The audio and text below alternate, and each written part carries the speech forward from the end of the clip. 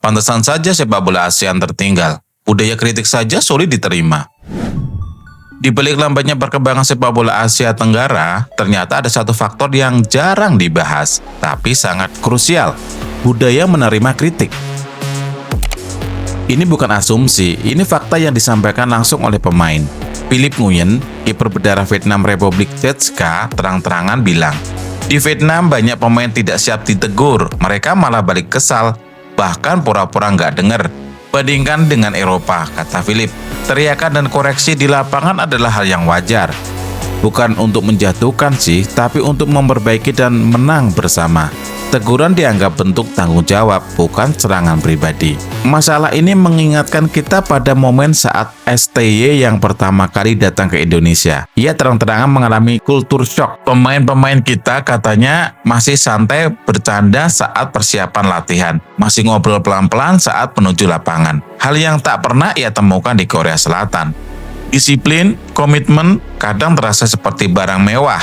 Padahal potensi kita besar. Bahkan Tom Barron, seorang pencari bakat muda, menyampaikan, Indonesia itu harusnya jadi Brasilnya Asia Tenggara, tapi apa yang membuat dia mundur? Bukan masalah bakat, tapi karena terlalu banyak politik dan retorika yang melelahkan.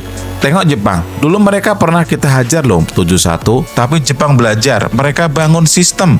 Mereka biasakan kritik, dan yang paling penting mereka berubah karena budaya. Sekarang, posisi kita sudah tertinggal jauh. Dan kalau kita jujur, perubahan sepak bola Indonesia itu baru terasa saat pemain keturunan datang.